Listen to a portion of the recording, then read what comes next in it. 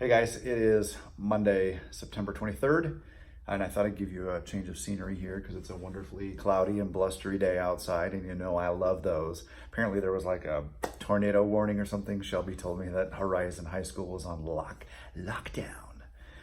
I don't know what that is all about, but no tornadoes here, as you can see, yet. We are in Genesis 2 this week. We are skipping over the beginning part because we're going to look at that the following week, next week. But today is Genesis 2. And I talked about this briefly on Sunday, but imagine Genesis 1 is kind of the sweeping, overarching story of creation. And then Genesis 2 is like a zoom in on what we're talking about this week and a little more detailed. In fact, Tim Keller, he says that he takes Genesis 1, he doesn't say metaphorically, but he doesn't take Genesis 1 literally in so much as it being like descriptive narrative. There's poetry to it, there's symbolism, there's imagery. But then he goes on to say that Genesis 2 and 3 is to be taken literally. And so what we have there is this description now, this more detailed description of the creation of man and woman.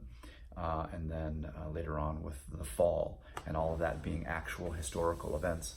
There are actually some people who don't, some Christians even, who don't believe in a literal Adam and Eve, that Adam and Eve are in Genesis 2 and in the scriptural account are like this idea of a prototype or just these names given to kind of this concept of the original man and woman.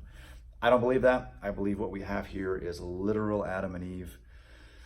For varying reasons, one of the most convincing reasons to me is in Romans. Paul argues that through one man, sin entered the world, Adam, and through one man, we have forgiveness or reconciliation, redemption. So to me, we're talking about Jesus as one man. We certainly believe that he isn't just a concept. He was an actual dude. And so for Paul to make that distinction or that connection would seem to indicate that Adam was one dude. So Adam and Eve, in my humble opinion, were real people.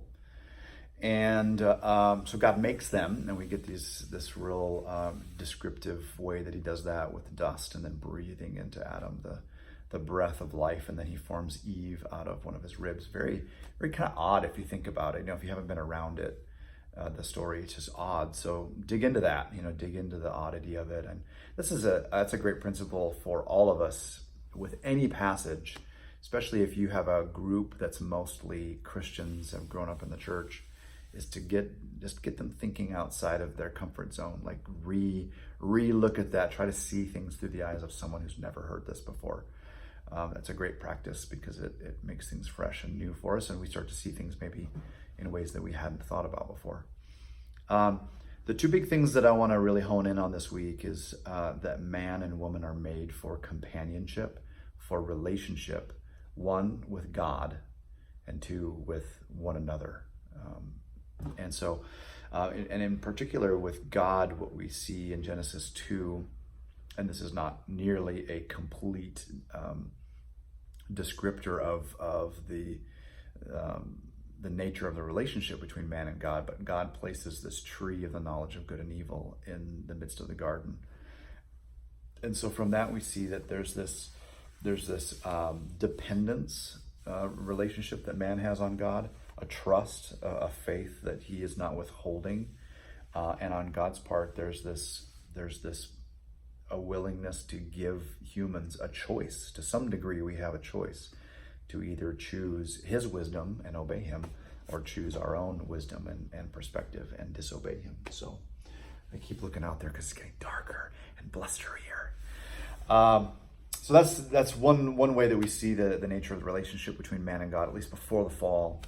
And I think a lot of that certainly continues then into the rest of Scripture.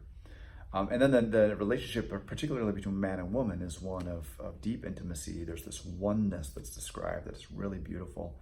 And certainly you have to, you have to talk about marriage to some extent when we go here because of especially Paul points back to this instance. Jesus talks about marriage in the context of Genesis 2. So, you can get into the uniqueness of that. But also I want to encourage you all to have these conversations with a pastoral heart. And by that, I mean, be sensitive going in and be prayerful going into your discussions. Just particularly asking the Lord, all right, how is this stuff going to land? If we talked about the sanctity of life, we've talked about, I'm probably even going to broach issues this week around gender identity and sexuality and all of that stuff. And that's real personal stuff for a lot of people. And it's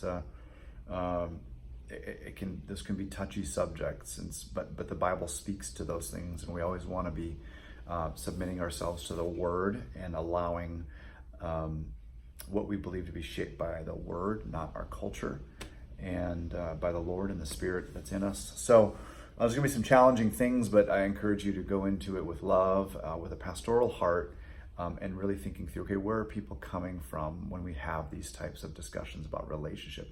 Even things like marriage, you're potentially, there's potentially wounds there and hurts and things that people have surrounding all of this kind of stuff. So we approach these things in love and compassion and care, always in the truth as well. So let me know if you have any questions or ideas or thoughts this week, and we'll see you.